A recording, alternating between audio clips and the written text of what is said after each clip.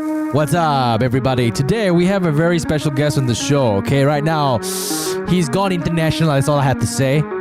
Very happy to have his time. You'll find out who in just a bit.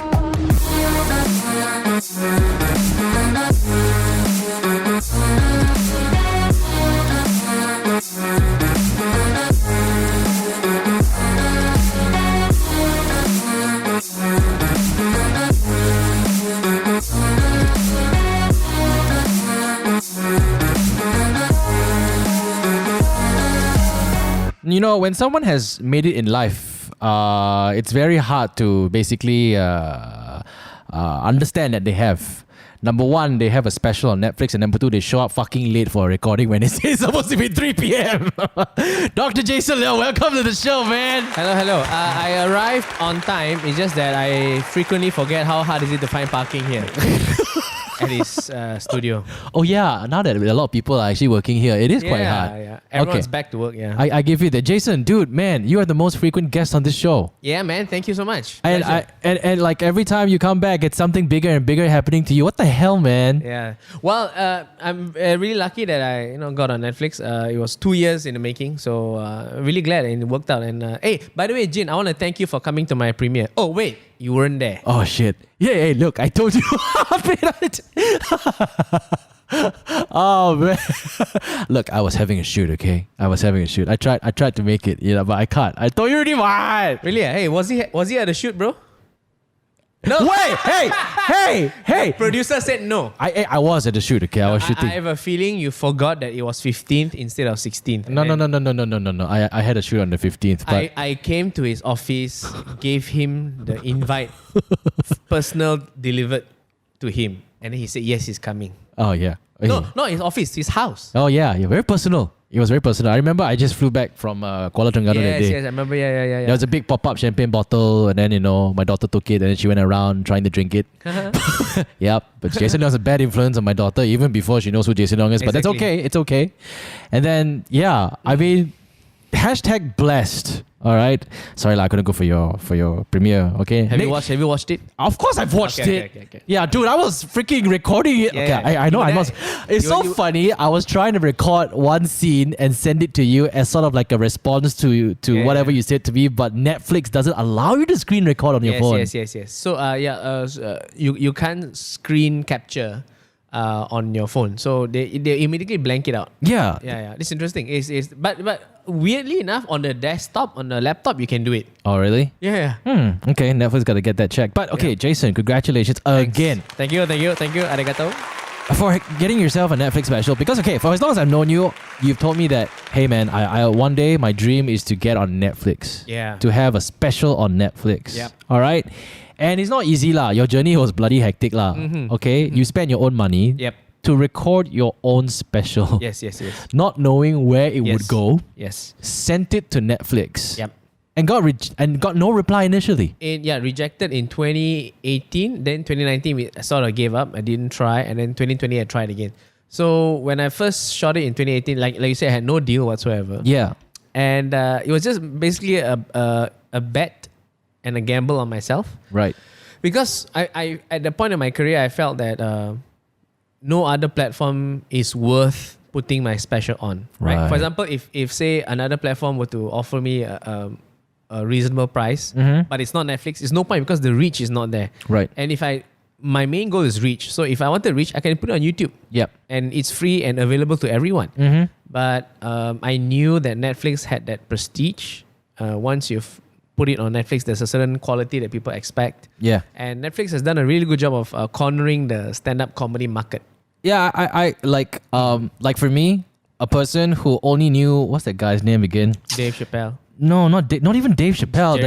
Jeff Dunham. Oh, Jeff Dunham, yes. And what's that? What the guy from Canada, the Indian guy? Russell Peters. Yeah, because YouTube, there were only these two people just going viral. That basically to us, that's stand-up comedy, and we had no exposure to anybody else. But when we got Netflix, we got Ali Wong. Yes. We got a lot more other like Dave. Yeah, like you mentioned Dave Chappelle. We had newcomers. We had like people you've never heard of. The Asian community, the white community, the black community. It's like literally like a platform for stand-up comedians to basically roll out there. And it's funny enough, they start off with a stand-up comedy special, then they do another special, then they suddenly do a movie like Ali Wong and Randall Park. Yes, you're right. Actually, that's a very good observation of the career progression. Yeah. I think Ali Wong's special, her special really came out of nowhere. It really came out of nowhere, and she blew up. Yeah. And her next special was great, the next one, and then she did a movie for Netflix. What's it called? Always Be My Maybe. Yes, yeah. That was a great movie. Keanu Reeves was in it as well. I know. Such a good movie. So also there was some parallel to the story. Like Joe Coy was already a big name. The Filipino stand-up comedian. Yeah. Well, he's American. Phil M. They call it Phil M. Filipino American. Phil M. Phlegm. Phlegm. So he was already a big name, right? But according to the veterans, he sort of like quieted down a little bit. Yeah. But he also shot his own special first. Yeah. Paid with his own money, and then he sat on it, and then I think he showed it to the Netflix executives, and then one day they called him and say, "Hey, we loved it," so they put it on. Yeah, and he exploded live from Seattle. It was like a second explosion, re-explosion of his career. Wow! And ever since then, he was selling out I would say stadiums, theaters, whatever. Became massive. So Netflix has that potential and that prestige, lah. Yeah, I know. Yeah. It's just like how footballers wants to play for the Premier League, or in a way, yes. Yeah, or what is another comparison? Yeah. Like YouTube. Now you make YouTube sound like such a boring place to be at. But interestingly, YouTube is also quite a viable alternative. Like I know this guy Mark Norman. Norman. Normand. Mark Norman. Oh yeah, I've heard of that name. Great stand-up. And then the story was he and a bunch of friends, they couldn't get a deal anywhere. I'm assuming Netflix also couldn't reach a deal with them. And he ended up just putting his entire 1 hour special on YouTube for free. And it's such a great special. I think the last count, he had 2 million views or something.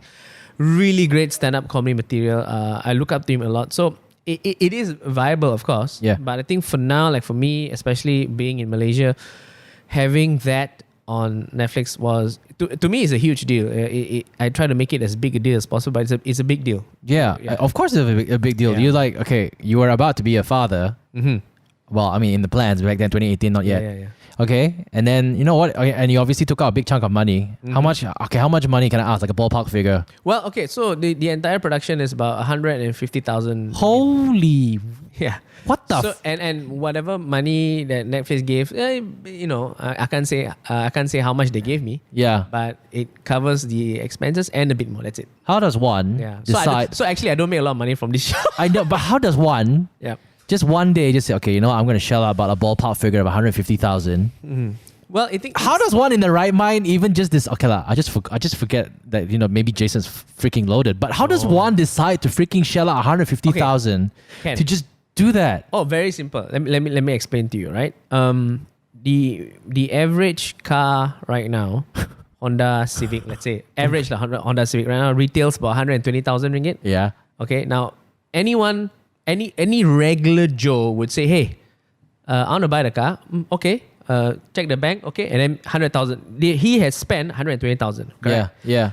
In reality, after you repay the loan, 5-7 years, you have spent 240,000. Yeah, because of the interest and everything. And no one ever goes, wow, how did you in your right mind spend 120,000 just like that? Or 200,000? No one, because it's normal, right? Yeah. But for me, this is just, I believe in delayed gratification. Right. So I save my money, and this is like a gamble. It's a bet on myself. Well, it's not really a bet. It's kind of like an investment. Yes, investment, yes. But back then, it feels like a bet because no deals yet, right? Yeah. So it is a worthwhile investment. I think, you are a successful YouTuber. Don't pretend you're not. And I'm in this beautiful studio right now.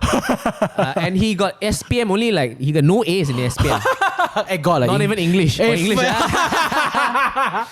So, and what a lot of people don't understand is we are in show business. Yeah. We can most of my comedian friends that I met all around the world. We know the show. We need to learn the business. Yep. That is the hard truth. We don't have enough financial, awareness to invest in the business of the show. Because everybody is just too... No, actually, even though if they have, right, they'll be like, don't want lah. Because it's always that mentality of like, oh, save for the rainy day, save for the rainy day, save for the rainy day. Like, whatever I can make now, I milk it. But for you, it's a little bit different. You freaking spend everything on it. I'm like, what the hell? It's you got once in a while when the time is right, you have to invest and invest in yourself. Yeah. Because no one else will. Think about it. No one else will. Like, there's another parallel story. Gina Yashere, one of the UK's best comedians. Yeah. She did this before me. She migrated to LA. She was a big name in UK, but she thought she wanted more. She went to LA, tried to get gigs. No one wanted to give her a special. No one wanted to sign up. So she shot and produced her own special, and then NBC bought it. Wow. Okay, and then the next show, I think another company bought it, and then now she's on Netflix doing being paid to be on Netflix. She did a 30-minute spot in one of the Comedians Around the World series. Oh. And now she has a sitcom with Chuck Lorre. Wow. Who did Big Bang Theory. Yeah. Called Bob Hart's Abishola. So, like I said, she bet on herself, gambled on herself, and look at where she is now. She has a sitcom on network TV. She got to work with Chuck Lorre. He created a lot of great sitcoms. Yeah. So it's you gotta invest in yourself, and that's what I gotta say. I never told anybody this, but I always wanted. My dream was always to have like a sitcom, like write characters, and then like we have like an ongoing sitcom. But I never really got to that. But then again, it is actually very possible because like if you watch, there's one sitcom which made me realize that you don't need a big budget or something flashy to have a sitcom. Yeah. You watch Man Like Mobeen. Okay, Man like Mobeen is Mobeen. So it's about I think a brown guy in the UK. Okay. Can't remember what his nationality is, but he's in the UK. He speaks like a British accent or whatever. Right. It's about the brown community in the UK, and oh my god, it's so funny. And when I watch it, I go, wait a minute, it doesn't look. It looks nice, but it doesn't look expensive. Right. The comedy and the jokes do not require a big budget, and you can do it easily here in Malaysia. Right. We've got the talent, we've got the funny stories, we've got the heart and soul of Malaysia, and we have all the technical know-how, so we can do it. It's just a matter of finding the right sitcom, the right idea, and executing it. I think we can, bro. Yeah. We can, honestly, and I think. The problem with sitcom, I went through a developmental process to do a sitcom before, and the real problem is we need a really, really good writing team. Oh, yeah. That will spend in the writing room a month or two every day, meet each other, discuss. I think over here, I can't really speak for the industry, but I see a lot of great written commercials. Yes. But not really much great written dramas or like sitcoms and commercials. Commercials like polished and everything. But they're like not to blow my own horn because it's not that big. But some people will leave comments on our comment section, say, hey, why don't you RTM should be producing stuff like on your level. Why can't RTM invest in themselves and have great stories and stuff like that? You know what I mean? And I tend to realize we don't really invest much in our local arts. Whether it's arts or the film industry or whatever not lah. And then it kind of sucks that like especially English content is obviously the minority over here, right? And it just sucks lah that we aren't able to. People will always compare to Western. You know what I mean? And then to see someone like you have a special on Netflix, kind of opens up the door a bit. To say, hey, you know what? There are possibilities out there. Exactly, and the acute problem is there is not enough funding to pay writers, right? I think in RTM they're still being paid like $1,000 per script or something, which is ridiculous. Like a good script takes about a good season of a sitcom takes about 2 to 3 months of development. Yeah, right. So you got to pay a writer as well, so that they will spend the chunk of their time in the writing room. Right. And I think that's the first problem, and the fact that I get my Netflix my show on Netflix with really Phil Wang, another UK comedian, said this very nicely in a tweet today. He said my special was unapologetically Malaysian but universally funny. Right? Now let's talk about the writing process. That special took about 1 year to tour and write and polish, but I also added jokes from the previous tours, which took their own few months to write. Right. So I took about maybe a year and a half of writing and touring to get it nice, to get it pat. Right. Okay. So the same thing with the sitcom. No, I think we don't spend enough time in the writing process. That's, for example, like a commercial, right? Commercials how long? 1 minute, 2 minutes, 3 minutes. 2 minutes. Yeah. You can spend a week and you get a brilliant 3 minutes. Yep. But if you want 10 episodes, that is 200 minutes. How are you going to get 200 minutes? Yeah. And we need to times 10 the amount of time, times 100 the amount of times you spend on the commercials. The amount of time you spend and also the amount of his payment or remuneration as well. Yes. So I think that's the main problem. I think we need to spend more time writing. But seriously, man, somewhere out there, whoever is watching or listening, somewhere out there, there's a great sitcom idea. Yeah. Right? Sitcom idea that is, unapologetically Malaysian but universally funny, just like Man of Mobin. Yeah. It's so real and true, but I found it funny even though I don't necessarily know what the brown community faces in the UK. So someone out there has a great idea for a sitcom, ready to write it down, and if you are that someone, please contact me or me lah. But it's out, it's ready, bro. And I think one day it's gonna be like okay, Parasite. Yeah. Won best movie. Right now that is.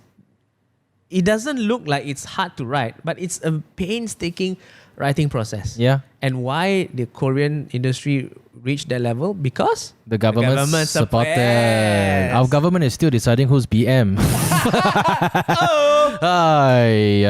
So it's really sad. So, but I think it requires a few good people in our industry to push it forward. Yeah, but speaking the government or like whatever, dude, your premiere had freaking A-listers. Okay, let me tell you the real reason why I didn't go. Okay, I saw people like Yuna, Hannah Yo, all these Joe Flizzo and everything, and I was like, shit, man, I'm not worthy to go for your freaking premiere. No, it's okay. There were less famous people there, so it's okay. It doesn't matter. Your less famous people are like those are Joe Flizzo. I was like, whoa. Yeah, I stepped into the car. I saw the stories. I stepped out of the car. Look at you, man! Freaking hell! Yeah, it was nice because the whole industry was there. Yeah, it was nice for them. I mean, some people pull up, but it's nice for them to show up. An interesting fact: some of them who came for the premiere already were in the taping. Oh wow! I shot it 2 years ago. They're already there. YB Dr. Ong Kian Ming and YB Hannah Yo. They were already there. Marina Mahathir was already there. Wow! They already watched it and then they came again. It meant a lot. Ambiga was there. Yeah. Ambiga's a huge fan. Look at you name dropping. Yep. I bet you, right? Even if he went for any interviews, right, he won't freaking name the Ginny Boy was there. He'll be like, yeah, Ambiga was there. Yeah, Dr. Kian Ming, Hannah Yo. Sorry, who cares about this guy? How can I say Ginny Boy was there when he wasn't there? I don't understand. Yeah, it was nice to get that kind of support, and I think they all genuinely enjoyed it. I enjoyed it. Yeah, it's fun. I was watching it on my mobile phone actually. I was in my mind. I was like thinking, I'm gonna watch like the first 10 on my mobile phone, and I'm gonna wake up watching on TV. But I finished the whole entire thing on my mobile phone. I was like, whoa! It was just that. I don't know. I was just glued to it and I didn't move. And then, like, by the time I knew I wanted to move, I was like, oh shit, it's done. Yeah. And I texted you too. Yeah, with the screenshot, but it's blank. It's blanked out. Yeah. And I was like, whoa, that was, I had that feeling like, damn, I'm so happy for this guy, man. I had the same feeling that I had for like Henry Golding when he went, It's like knowing that because you and me, we've had these conversations before. Yeah. It's like, if you even ask me, hey man, what does it take to tape this? How much it is? And like for me, it's like, okay, I'm not to say the expert. And I'm like, whoa, you did it. And then I remember you sent me kind of like the first draft. The first draft of it. Yeah. And then I was like, okay. And then next thing you told me it's on Netflix. Yeah. Even though 2 years later, but hey, better late than never, right? Yeah, it took a long while because it took some time to get to know the right people. And the thing about this is, when the premiere, I invited a wide variety of people. Like singer-songwriters, content creators, actors, whatever. I was trying to show that. Besides my special, besides stand-up comedy, right? I mean, I know there are some great stand-up comedians who, I will try my best to pitch to Netflix and get them on Netflix. But we have so many great stuff waiting to be on Netflix. And we actually already have One Two Jaga, Fly By Night. These are examples of world-class stuff. I feel that I just feel that we are all of us in the arts industry. Yeah. We all on the cusp of doing something great that can be universally accepted. Yeah. It's a bit tough, lah. Huh? A bit tough. It's a bit tough, But with someone out there that has an idea, and I can't wait to meet that someone. Oh yeah. Yeah. I mean, if you're listening to this show right now, I'll just come to Jason and Jin. Yeah. Just you call us lah, huh? And then we talk about the splits later. Yeah. Yeah, but all right. Okay. So how did it eventually? What was the process like of getting your show on Netflix? Okay, so I shot in 2018. Tried to sell it to the head office via a local promoter. Head office where in what? LA, in Malaysia? LA. Okay. They have no office in LA. They have no office in Malaysia. They have a head office in LA that fell through. And then 2019, I was busy doing 2 tours. So I was very busy. And I was prodding here and there, but I kind of gave up. But in 2018, I was touring the show. I toured in Singapore, and I managed to get in contact the head of acquisitions in Netflix Asia. They have an office in Singapore. Yeah. So I said, hey, I'll give you 2 tickets. Come and watch my show. Yep. So he came. He liked it, thankfully. And then in 2020, this was during the MCO. I was doing some online stuff, and I really I kind of gave up. So I really cut up my special into the clips of joke. Then I put it on YouTube, and I was going to press the public button, right? Yep. Because you can set it to private or public. So it's all private. I called my producer who worked on it for free, and in the hopes that we sell, that he gets a cut. And I said, hey, Kuber, the producer, said, you're not making any money on this. No, it's not going anywhere. Why not I just put it on YouTube and see where it goes? Yeah. And Kuber is like, okay, so next time if you get something, then we work together lah. All right. So he gave his blessing. So I was about to press public. This is true. Press public. I thought, I still want to try one more time. So I just texted the guys at Netflix Asia and said, hey, what would it take to get me on Netflix? And he goes, we are in a position to license finished content from Southeast Asia. Right. Do you have anything you want to show me? I was like, yes! So I sent the link of the whole 1 hour thing, and then I was very nervous, and I kept 1 month no reply, and every morning I wake up like, no reply. I had no reply. Wow. But I don't want to I don't want to play it cool. Yeah. Then a month later I said, hey, so what's the deal? What's going on? And then he goes, we are sending it through our legal team to see if there are any red flags. Oh wow. I said, it's not a no. Okay. It's like still thinking about it. And then a month later he came back with an offer, and I said, okay lah. Then it took 2 months after I sent him the link. Wow. So it was a lot of it was man. But when that came through, I was shivering, man. I told my wife first, and it was a big deal lah. Yeah, it is. It was a big deal. I remember you calling me to tell me about it. I was like, whoa, that's cool. Yeah. And it's like, man, and it's like, it happened. Yeah. It happened. Yeah, I think the main when I told this story at the premiere, which you weren't there, the exact same story. I think it was weird that it resonated more with more people than I thought. The whole idea of not giving up, persevering, trying your best, and sometimes like seeing how it has turned out, and seeing people like Yuna, Elizabeth Tan, Joe Flizzo, all on Marina Mate tweeting, retweeting Instagram stories. And sometimes I shudder to think that I was really literally a minute away from putting it public. Yeah, those clips. So yeah, I mean, and the main reason, not to make money from this special, although I wish I made money, but the main goal was to further my career overseas and show people that Jason Leong can do stand-up comedy on the world stage. Like I told you before, I wanted to go on JFL Just for Laughs. Yeah, you wanted to go to New York, what? Yeah, in June, supposed to go to New York. Had some gigs booked already. Yeah, then some freaking virus decided to break out. And then something happened lah. Don't think you're gonna go there now. Yeah, that's the thing. It's weird because it's still like ground zero. Yeah, I mean for this new tragedy, and I don't know, man. But yeah, to be like.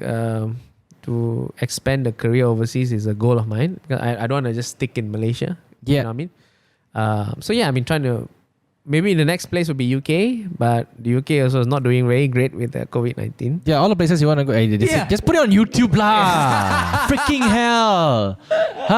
Just do lah, YouTube. Even like the Melbourne Comedy Festival is cancelled this year and next year. Oh yeah. I heard next year's cancellation, I heard lah. Because Melbourne went back down to lockdown, what?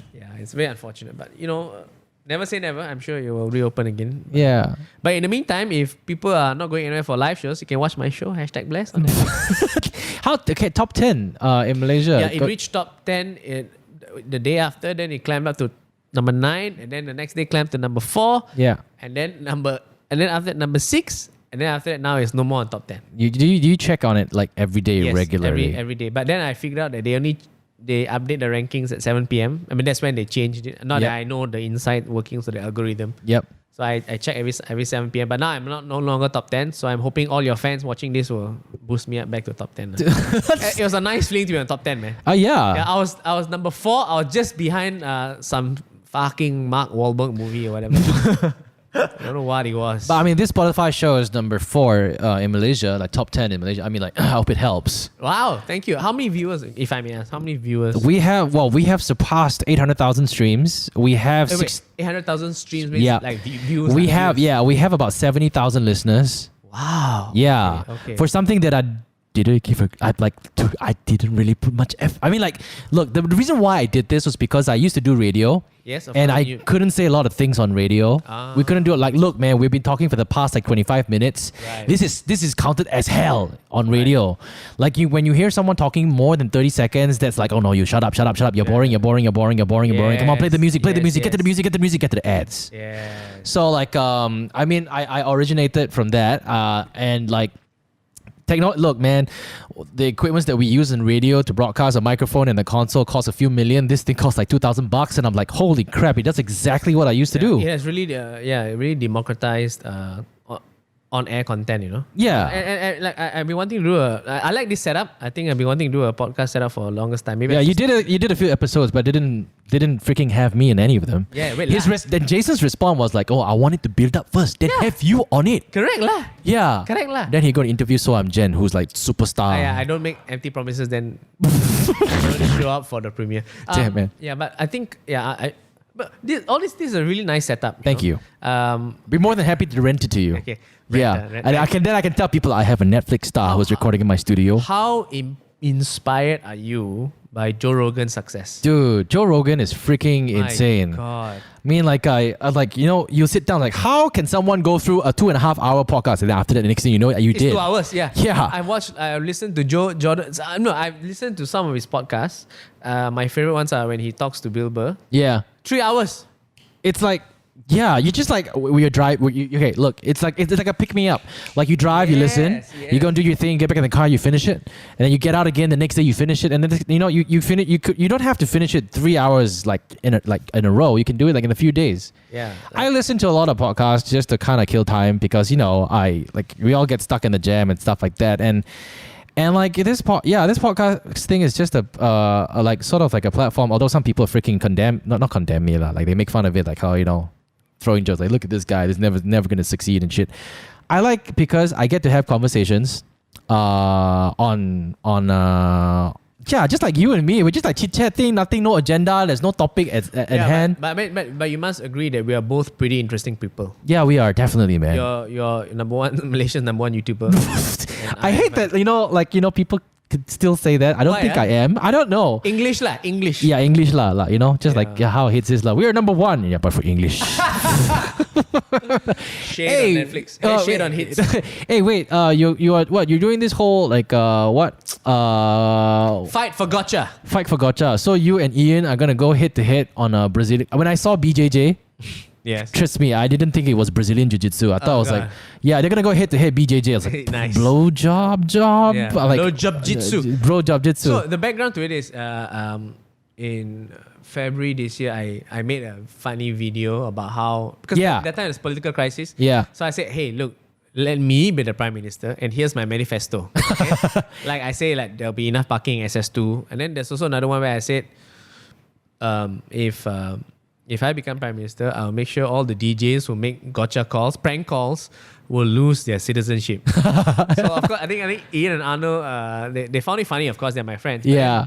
I think someone came out with that. I think Arnold, the Batu Api, he instigated Ian to challenge me to a grappling match. Right. So it's not really Ian's idea; it's Arnold's idea. Yeah. So then they came out. Then they got back to me and said, "Oh, this is pretty interesting because."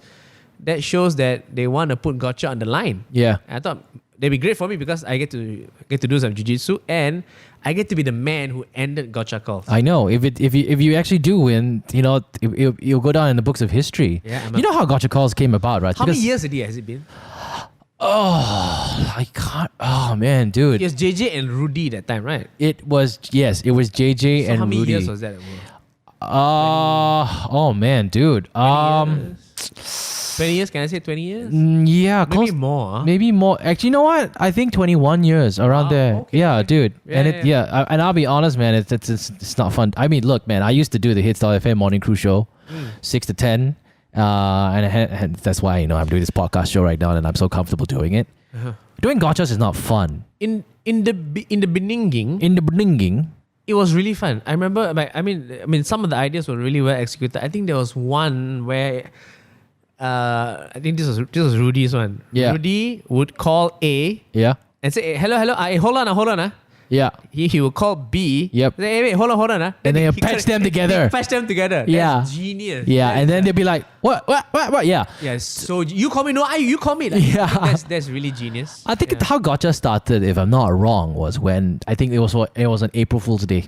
Oh. Yeah. So they did something. JJ and Rudy had a fight on air. Which was April Fool's? Yeah, which was on April Fool's. They had a fight and then they played sound effects, glass breaking and stuff like that. And it was so convincing. Yeah, and I think halfway through they just left the studio silence, and then I think JJ and Rudy were escorted out by security. So that means the thing is, in Astro, only a few people knew about it. The program manager. It's a prank lah. Yeah, it's a prank. Only like very handful. They didn't want everyone to know. Otherwise, people would be like, there was no reaction, Yeah. They wanted word of mouth to get out from Astro itself.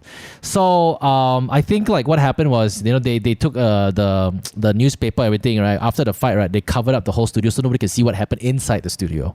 Yeah, and none of the other radio announcers were given any info of what was going on.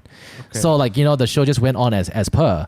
And then at the end of the day, people talking about it, the newspapers picked up about it, they wrote about it, obviously tabloids wrote about it, and then at the end of the day they said, haha, gotcha. And that's how they started Gotcha Calls. And I think see the thing is, this kind of stuff, because I've heard and read about this. I think Rudy was the one to say, I've taken the cables and I've cut the cables connecting to the broadcast system, and then Astro will lose millions of dollars in ad revenue. I remember, so this is a great prank. Yeah.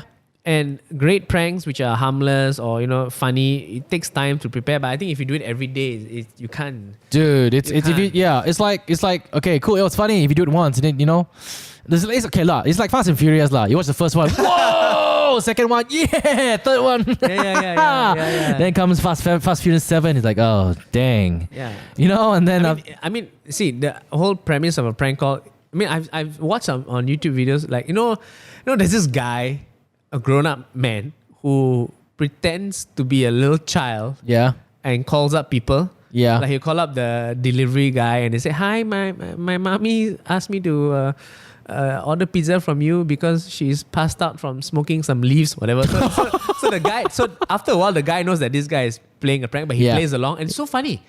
But this takes time. It does. If you do like a gotcha call every day, you're bound to scrape the bottom of the barrel, and then people will lose interest. I don't think there is anyone I know my age. Yeah. Around my age who enjoys prank calls on radio. Yeah, that's the thing though. So you see, we think that, oh man, gotchas are like it's overly done. We're bored of it and stuff like that. But the young kids love it though. Yeah. Because you know why? They're at the stage where, I'm discovering radio. Oh, that's music. Oh, what's this? It's a prank call. That's a good point. Yeah. So this is you've grown. You see, like Hits demographics is like literally kids, right? Like 12 to 25. We have gone out of that circle, but we still tune in because we were programmed. We were not programmed. We were conditioned. We were conditioned, or back then there was not many choices lah. Okay, there was only hits, mix, and light. Okay, you want to feel old, you listen to light, and if you want to feel like you're working, you listen to mix. So right now you probably listen to mix or light, and that's the natural progression. Right. And you don't listen to hits anymore because I hate hits. Right. And then the thing is, the younger kids will come out and say, "Hey, I love the gotcha calls." So knowing this, it gives me more motivation to beat Ian in the gotcha match because I get to destroy the hopes and dreams of young children as well. Oh my God, how dare you? Which is important. Yeah, how dare Speaking you? of children, right, this is something really interesting, right? You won't believe this, right? Mm-hmm. I am amazed at the number of parents Yep. who let their children watch my Netflix special. Like children under 18? Bro, 12 years old? Oh my God. They let their children watch me. And it's like, oh my, I for the first time I felt like I blushed a little bit. Like, I hope I didn't teach your child new words. But they let him watch the whole thing, even though it's rated R, like mature or whatever. It's funny you said that because like I played it for my mom.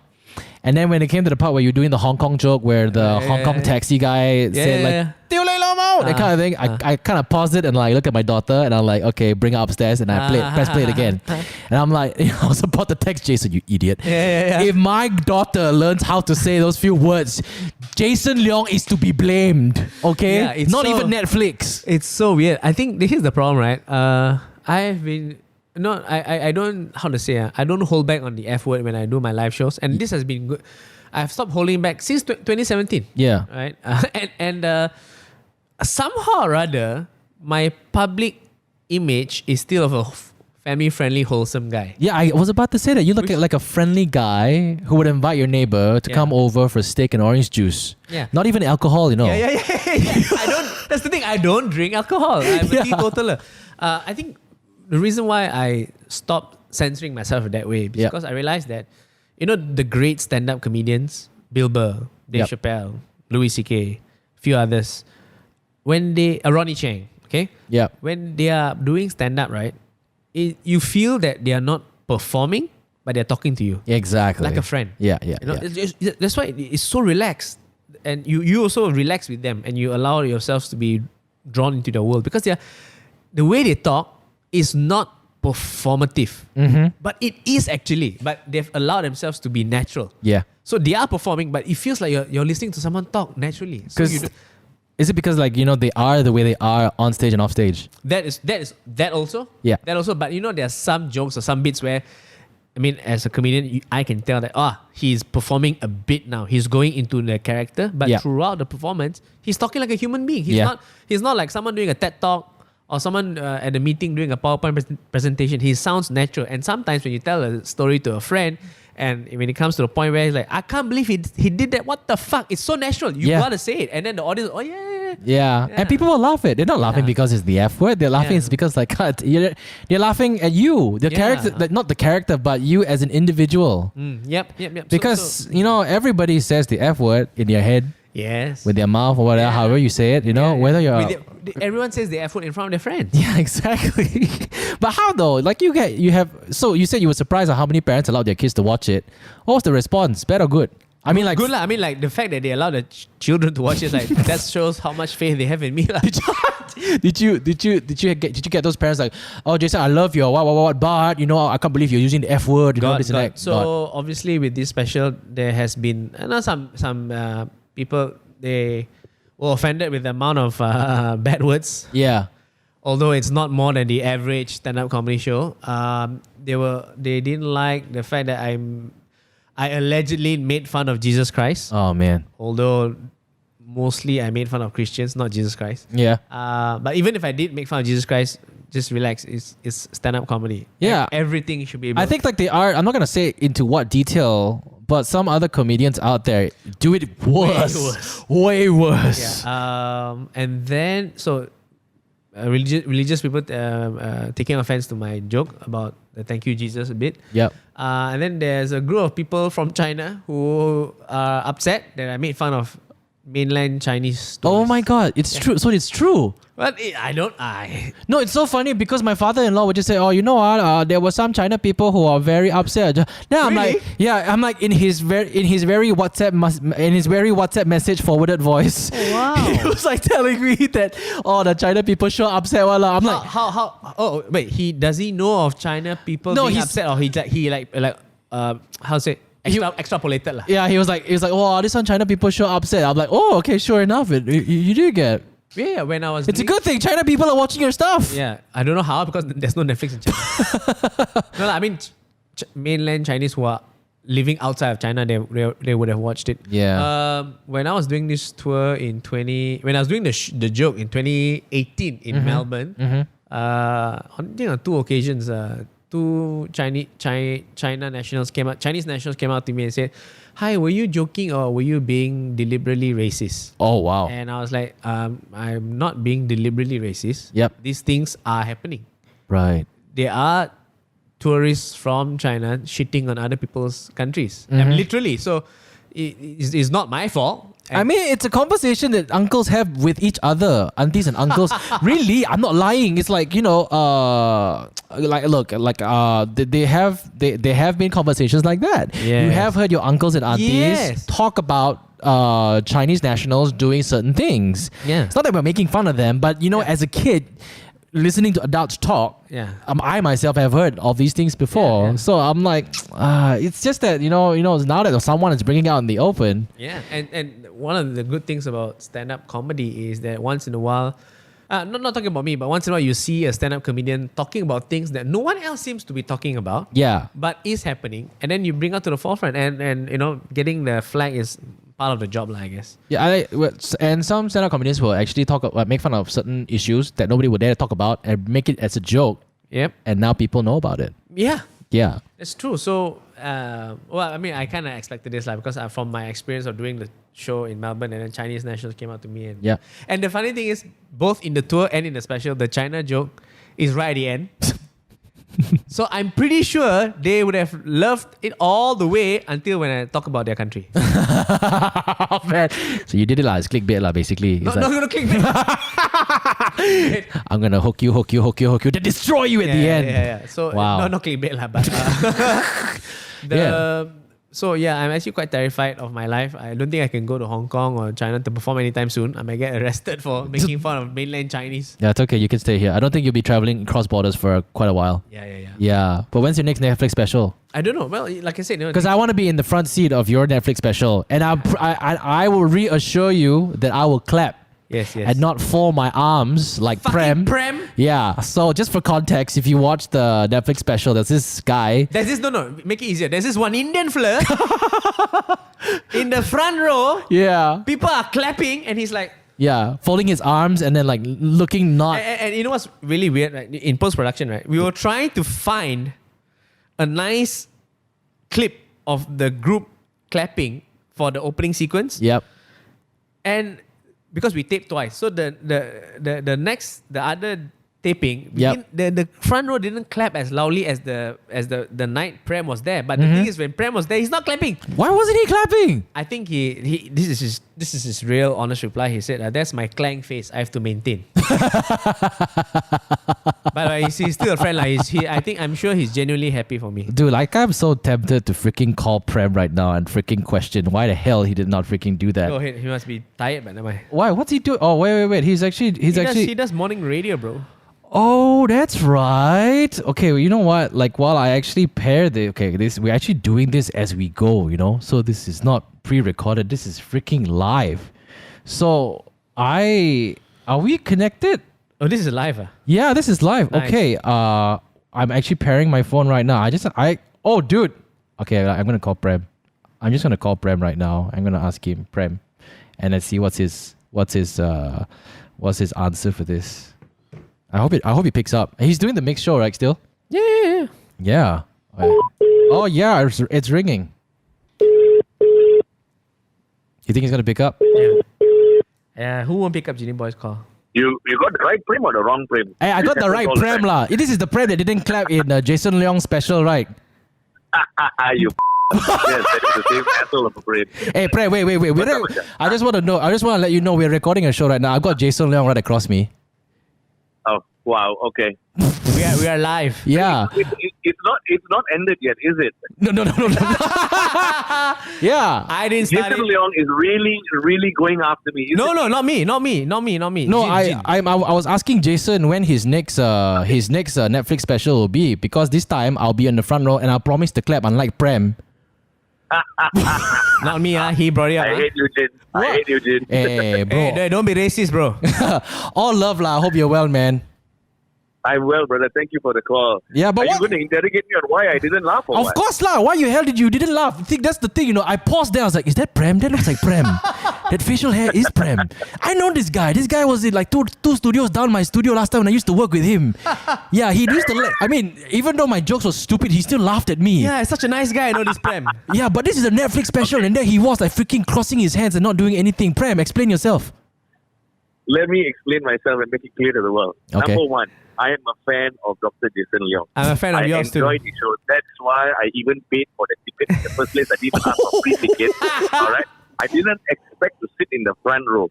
Number two, why I didn't laugh or smile is because standard operating procedure, SOP, we talk SOP, not comedians, is to always pick on the front row first. I panic when I'm in the front row. I said, finish, I'm dead.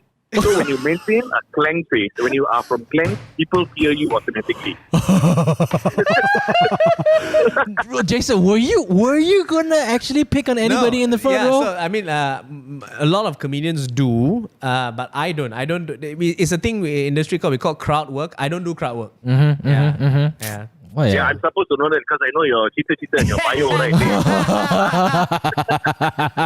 No, but so far, everyone who has commented is in a fun way lah. Like, hey, why this flirt? Because they recognize you, Prem. They recognize you from radio. Yeah, he's so freaking famous. Who doesn't know Prem, guys? Yeah lah. No. I'm a nice Indian boy from Klang. Let that be known. Yeah, who? Prem, my next taping, I will make sure you are in the front row, and I'll make sure you laugh and smile, okay? Because the cameras will be I'm on going to you. wear a t-shirt that says ha ha ha. Hey, Prem, you take it easy, man. Thank you. Thank you, brothers. Thank you for the chat. I speak to you all soon. All right, see you. All right. Thanks, Jim. Okay, bye. That was nice. He can hear the audio through. Yeah. He can. That's the beauty of this show, man. We can call anybody we want. That's the only downside about this, they don't realize it's being taped and recorded. So I had to let him know. Okay. But yeah, I mean, I'm sure a lot of people ask you, when's your next Netflix special, people, and stuff like that. I mean, like I said, it took quite a while to put this together. So hopefully, I Netflix is interested for another one next year.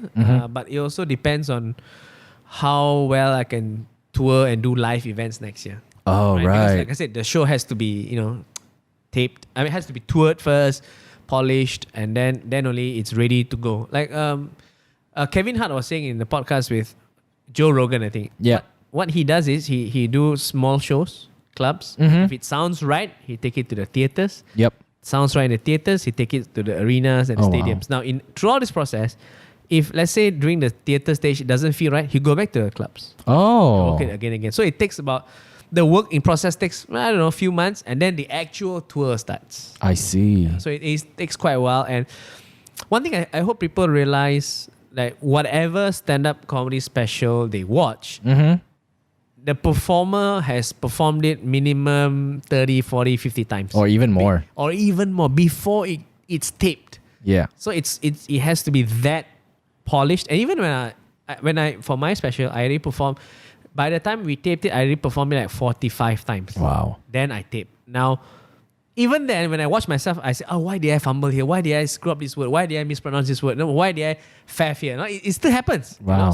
So it takes a lot of, how to say, I don't want to say practice. It takes a lot of fine-tuning to make it perfect for Netflix. Yeah, you need to know yourself inside out at every movement before, Yeah. Actually, you guys are like, you have an instant report card because the audience is your report card. Yes, that's very interesting because that's the thing about stand-up comedy. And Ricky Gervais said this I'll send you the link. Ricky Gervais said this. It is different from all other art forms because if you write a movie, you put it out there, you put all your heart and soul into it. Yep. You have one take, one attempt, put it on, that's it. And people will judge you based on what you put up. Stand-up comedy is different because you are changing your act every night. It's very democratic because the audience chooses it for you. If it's not funny, you throw it away. If it's funny, you keep it and work on it. So it's and he says when he does it live, he goes, there'll be some new stuff other people have never heard before, and if you don't like it, then there'll be the shit bits lah. And then Yeah, I think I saw that. Yeah. I think you shared it. Yes. Yeah. It's being refined every time you perform it to a live audience. And it gives the people an insight that stand-up comedians actually work on their craft? Because I'm pretty sure that a lot of people just, hey, you're the stand-up comedian, right? Tell me a joke. Yeah. And so a lot of people don't know, but I think in Malaysia, the audience they are getting savvier and savvier and savvier. Yeah. They grow with us. We grow with them. So, like KL has the best stand-up comedy scene. We have one of the best fans in the region, and they kind of know. They kind of know like, okay, he's working in progress. So, like last year, I did a thing where, 2018, I started a thing where I do trial shows where it's open to the public, but each ticket say 10 ringgit. I do 1 hour and I tell the audience, look, I'm doing 1 hour of new shit. I don't know whether funny or not. If not funny, don't complain because you only paid 10 ringgit. So trial shows like this, and I did like 3-4 of these, and it's based on, I remember what a friend said of Ronnie Cheng's process. Ronnie Cheng said that he will rent a room and then, in his own words, eat shit for 10 nights. Right? And then after 10 nights, he has an hour. Wow. And when he did his live show in KL last year, he was telling in part of his set, he told the audience that when a friend asked him, how many shows do you do? I want to watch. And he goes, well, I do at minimum 5 shows a night. Wow. I'm always working on my stuff. Right. So that shows you how much work goes into making that 1 or 2 minutes perfect. Yeah, because like a lot of people would think that, stand-up comedians, right, when they keep doing more shows, they're actually exposing themselves to more people. But that's where they don't see the bigger picture. Yeah. They may have performed in front of like 50,000 people, but once you've perfected your craft and freaking record a special, that one reaches millions. Yes. And yeah, you would have the 50,000 people rewatching it again. Yes. But you will have like probably a few new million viewers discovering who you are. Yeah, and that is the whole, the beauty of stand-up comedy is that it requires an insane person to do what we do, because you have to face rejection after rejection after rejection. Like, not funny, bomb, not funny in the beginning. Then you get somewhere where you have, it takes a few years for the average comedian to, a lot of rejection over a few years to get like a good 20 minutes. Right. And once you have the good 20 minutes, you decide to go on tour or whatever. After that 1 year of touring, next year what happens? New 20 minutes. Wow. You working on new material already? Not yet. That's the fucking problem. Hey, slacking. You recorded this special in 2018, Jason. Yeah. So 2019, I had a new show, but that show I put on, because remember I gave up. So I put on YouTube. Some of the clips I put on YouTube. Like, I went for that show. Yeah, like, you there. You in the crowd audience reaction also. Yeah. Every Chinese person gambles like this. Yeah. That kind of clips.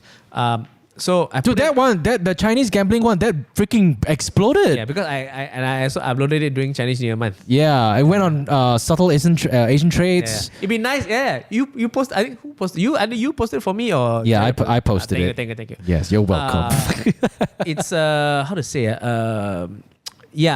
I want to put it on Netflix, but then everyone has watched it, and the audience reaction is very weird. Some of them will say, hey, why you never put the Chinese gambling bit in your Netflix special? Right. Then another one will say, hey, I heard the Proton Vira joke before. Like, dude, you can't please everyone, man. Yeah. As long as it's funny, watch lah. Yeah, I remember the Proton Vira joke. You even made a video about it. Yes. I still remember. But the reason why I put it in, because there are fans outside Malaysia who have never heard of me, never heard of the Proton Vira, never watched my Proton Vira clip, and they watch that joke and go, oh my god, that's a good joke. So it's worth to put it in. And none of the jokes you will watch on my special, you don't need to be a Malaysian to find it funny. That's great. I've already crafted in such a way that even though you're from Timbuktu, you can understand English, you likely will find it okay. Yeah, so what was the process of that? Because like obviously when you put it on Netflix, you kind of want to expose yourself to the whole world, but then again, you don't want to jump ship and say, I'm not Malaysian, that kind of thing. Yeah. Like, where was that kind of middle ground? Like, okay, I want to kind of remain Malaysian, but at the same time, cater for an international audience. Yeah, so I think the thought process was, okay, if I do a bit of doctor material, that will always translate because every country got doctors. Yeah. So the thank you Jesus bit, very, very, very general, but it has that Malaysian flavor. Then the myth about the PR and the doctor one. So that is also it translates widely. And then a few other stuff that I realized, even though it's Chinese centric, but when I explain it properly, people will get it. Like Hungry Ghost. Yeah. How our Chinese ghosts can go hungry? That people already giggle already. It's so funny that you were talking about that joke. I kind of forwarded that to my wife because I kind of just moved into my new place, and I only could move in September. Why? Hungry Ghost Month. Yes, and then the ghost got nothing better to do than to go to a new housing area to haunt. And it was so funny because I'm like, okay, cool. Like my wife told me that my love, I just follow lah, right? At the end of the day, like whatever they can believe whatever we believe. We just follow lah. It's better to be safe than sorry, right? And then you have freaking the Ming Ting shifting his house in the middle of August during Ghost Month. Then I was asking, no, because the ghost won't disturb the Christians. I asked my mother-in-law, how come my friend can move? So, why? He's Christian. They won't. Exactly, Christian. The ghosts also very sensitive to religious beliefs. But the thing is, like, you have my mother-in-law telling me, right, with such conviction, I feel guilty not following what she's actually prepared for me.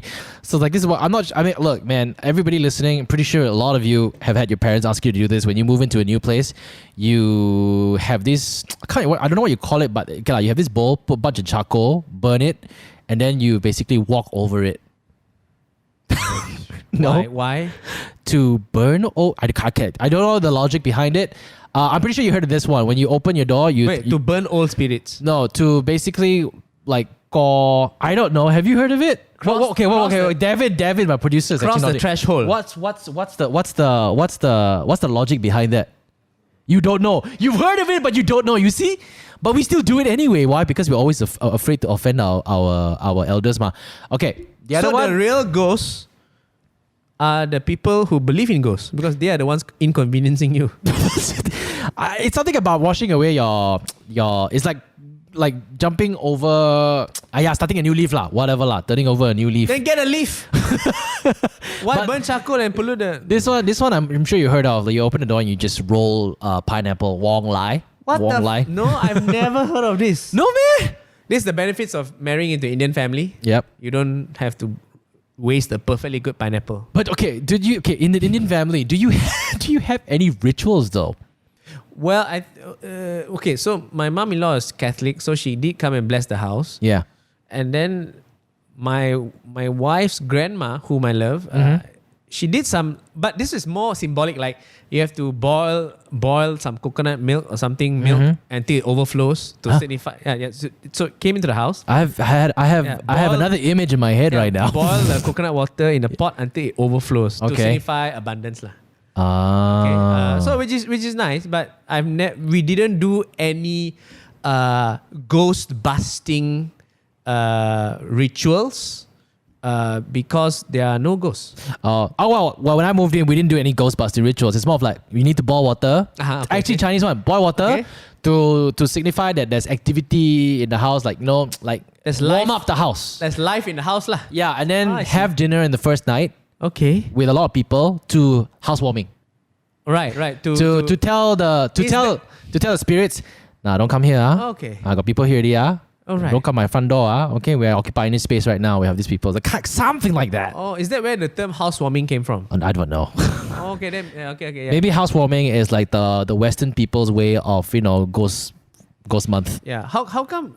Are there any like robber busting rituals that we should do? Because I think the robbery is the more pressing issue in Malaysia compared to ghosts, which we invented in our minds. God, it's called installing a grill and a CCTV. And a CCTV. Now you can track everything by cloud. My goal, right, is to one day sell a product which is basically a CCTV. Yep. But I will tell people that this CCTV can detect ghosts.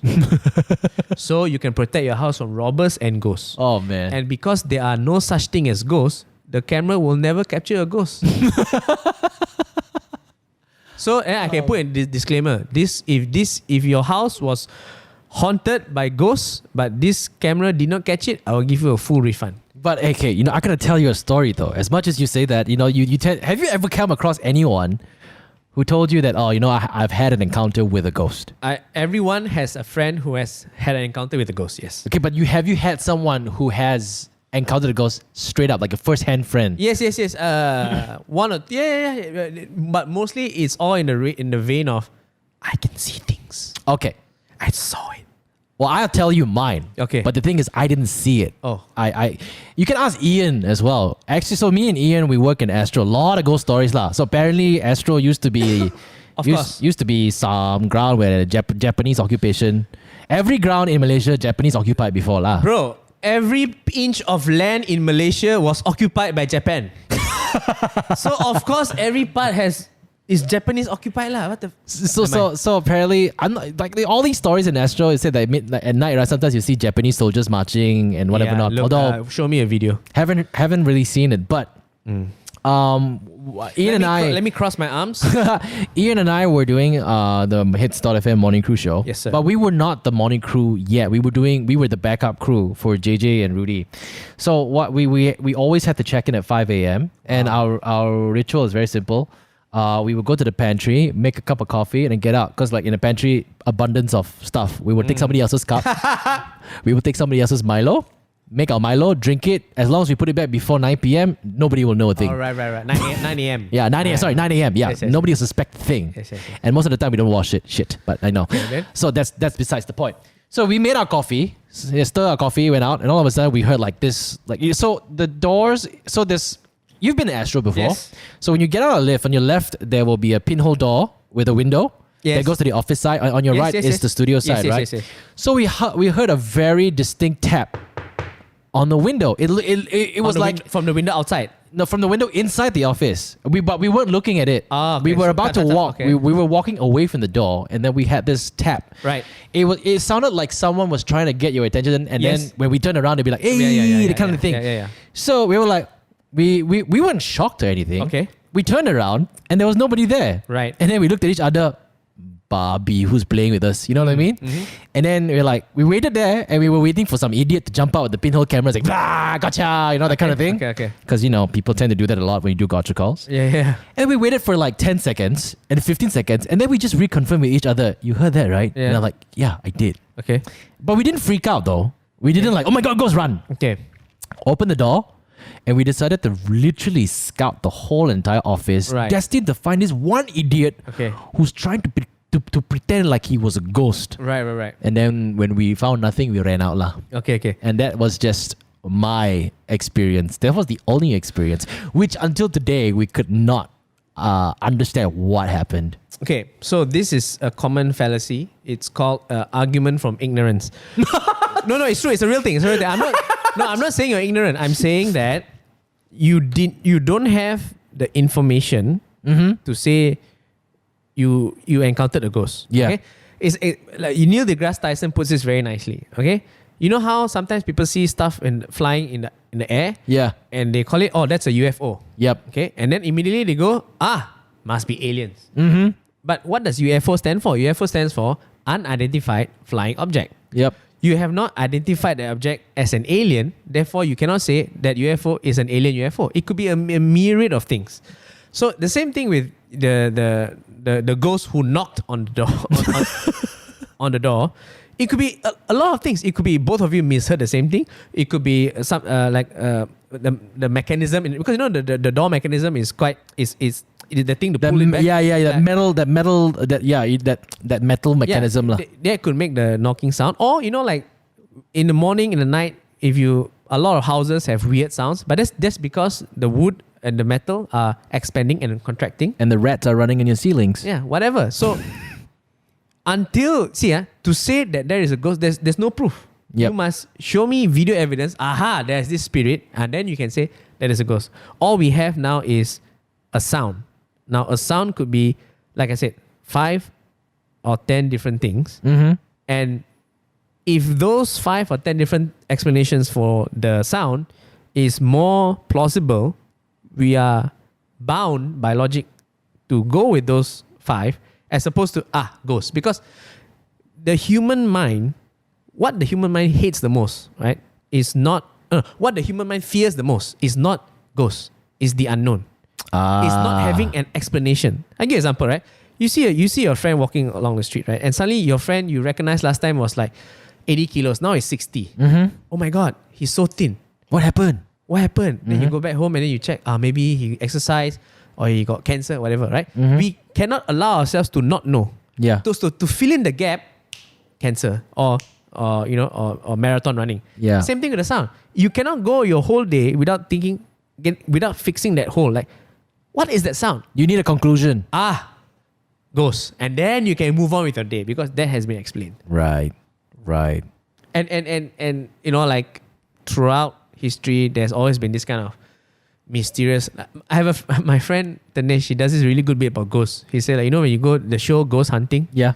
then you go to the house, and then they show a camera of the chairs moving a bit, Yeah. people fluttering a bit. Now, Yep. can you imagine you are a dead spirit from 100 years old, and then you see a camera crew, and then you go, okay lah, I am going to show this camera crew my power as a ghost. I'm gonna flutter the paper. And here's the thing. Why should you be scared of this ghost? Oh man. Because so far the ghost has proven to you that it is only strong enough to knock on the door. You're like, yeah. Well, you have a point there. Yeah.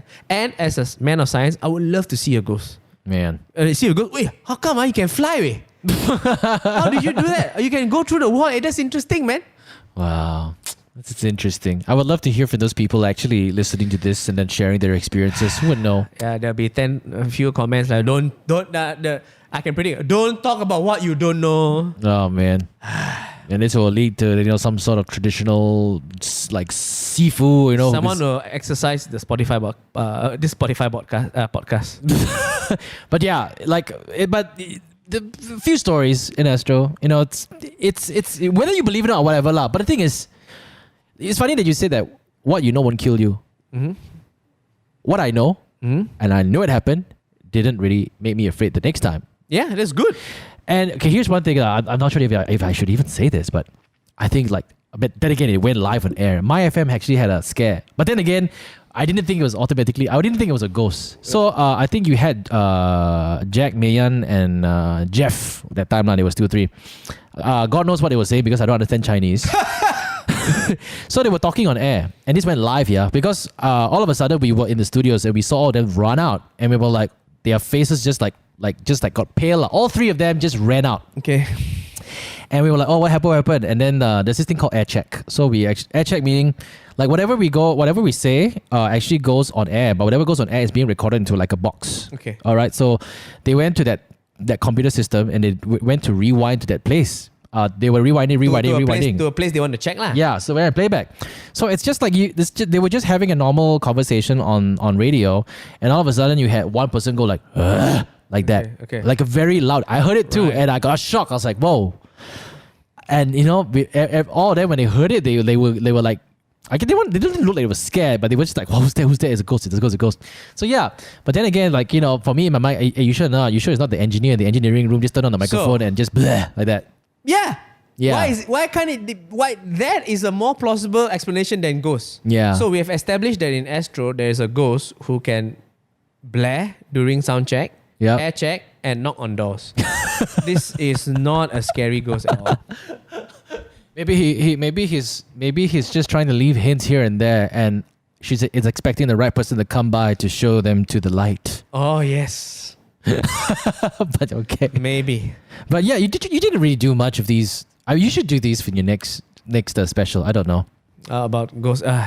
Yeah, the belief in the supernatural is really supernatural amongst Asians. Unfortunately, okay, I give you an example. Mm-hmm. I worked in a hospital. Yeah. For 2 years as a houseman. We are on call. We roam the hallways up at any hour. I've been walking around at night from the midnight to 6 a.m. near the mortuary, near the morgue, near dead people, near people who are dying, near people who are about to die, near people who nearly died, people who are already dead. I don't see anything. I would love to see. There's nothing. But then some people will come back and say you don't have the eye. Yeah, the ghost chooses who they want to be seen by. So far, no. So far, yeah. I mean, and you know what's also weird? And Neil deGrasse Tyson pointed this out. Like, your memory is really bad. Oh. Okay? Your memories will change and decay and distort over time. Yeah, it will. Yeah, it will. So he said that in the realm of science, eyewitness account is the worst form of evidence. Oh, right. But in the realm of law, eyewitness accounts is like the first line of evidence. Yeah. So yeah, what you see is not what your eyes see is not accurate, and your brain interprets it differently or wrongly. That's right. Like he also made Neil deGrasse Tyson. We have a book called The Book of Optical Illusions, where they show you the book and you go, what the fuck is this? Is it moving? Is it not? Why have got duck in the middle of all this? And then your brain cannot even process what your eye is trying to see. Yeah. I give an example. Is the dress gold or blue? You half the population can't even agree on the right color. And funny enough, I did see blue and gold. Yeah. So now so this is on the phone, really high LED display of a photograph taken in high res. Yeah. And we still can't differentiate blue or whatever color. Now imagine 6 a.m. It's dark, you're tired, didn't sleep enough, you mishear a voice, you missee something. Immediately goes. I know in a classic horror movie, this arrogant asshole will then be killed by the ghost immediately. Yeah, but with that said, dude, I love horror movies actually. Yeah, actually, it's quite fun. It's quite fun. But Jason, you know what? I know you're a busy man. You know, I called you out here because I wanted to talk about your Netflix special. Again, I'm really, really happy for you. Thank you, sir. Thank you. And the next premiere you come, okay? Yeah, I know. But you see, I premiered it at home. Thank you. Yeah, I was social distancing, dude. I was doing the audience at your premiere a favor by not going there because of the pandemic. Yes, thank you very I'm much. not trying to say that the people out there are very, you know. Oh, we all had COVID. No. But Jason, thank you, bro. You are a perfect example of not giving up. Thank you. And I'm really so happy for you. I don't know. I mean, like, I've seen you hustle, not just only stand-up comedy, but like everything. You tried everything. But to see you finally get whatever you want or what you wanted, it's just amazing.